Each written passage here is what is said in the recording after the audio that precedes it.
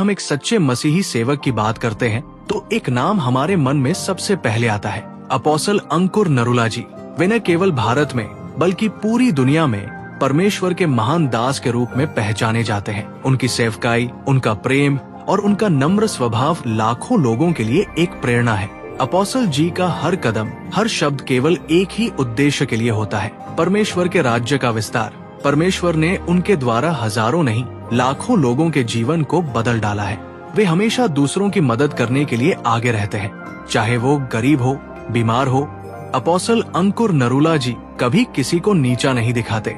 सुबह हजारों टेस्टिमनीज हमारी चर्च में होती हैं, कुछ उनमें से चुनी जाती हैं। कई टेस्टिमनीज में लिखा होता है, हम फलानी चर्च के मेंबर थे, हम फलानी चर्च के मेंबर थे। मेरी टीम को सख्त हिदायत है कभी नहीं बताना, क्योंकि सब चर्चेस परमेश्वर की। हम फलानी चर्च के मेंबर थे, वहां ठीक नहीं हुए। हो सकता है खुदा ने आपको यहाँ हील किया हो, उसकी बुलाहट हो, वो आपसे कुछ आगे काम करवाना चाहता हो।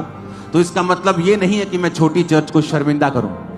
मुझसे ऐसा नहीं हो सकता। अगर वचन की आप में कमी है, आप ऐसा कर सकते हैं, मैं नहीं कर सकता। उनकी नजर में कोई बड़ा, कोई छोटा नहीं है।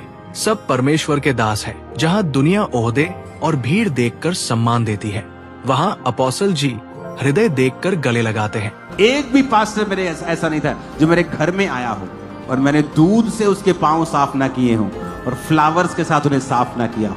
ये मेरी डेली की रूटीन होती थी। आज जो पंजाब में चल रहा है, मैं आपको वीडियोस नहीं दिखाऊंगा, क्योंकि मैं किसी से नफरत नहीं करता हूं। किसी मैन ऑफ गॉड के गिरने से मैं खुश नहीं हूं। एक असली मैन ऑफ गॉड किसी के भी गिरने से खुश नहीं होगा, ये उसकी निशानी होगी। वे हमेशा कहते हैं, हम सब मिलकर प्रभु की सेवा करेंगे, कोई बड़ा छोटा नहीं। उनका जीवन एक गवाही है, प्रेम की, दया की और आत्मिक सामर्थ्य की। उन्होंने न केवल चर्च बनाया है, बल्कि उन्होंने लोगों को परमेश्वर के करीब लाया है। और सबसे अद्भुत बात, अपोस्टल जी हमेशा यीशु मसीह को महिमा देते हैं। वे खुद को नहीं बल्कि प्रभु को ऊंचा उठाते हैं। यही एक सच्चे सेवक की पहचान है। अपनी वाइफ को माइक दो। क्या बोलते थे लोग आपको? क्या आपकी जिंदगी कैसे आप बोलते थे इनको दूसरी शादी कर लो? हमारी पत्नी बोलती थी। तो बहुत मारते थे सब लोग हमको, कहते कि जो ना इनके बच्चा नहीं है, ये सब लोग बहुत बातें बोलते थे हमको।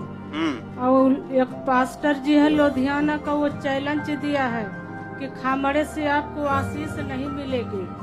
अरे कोई बात नहीं, छोड़ो उन लोग, वो हमारे भाई है।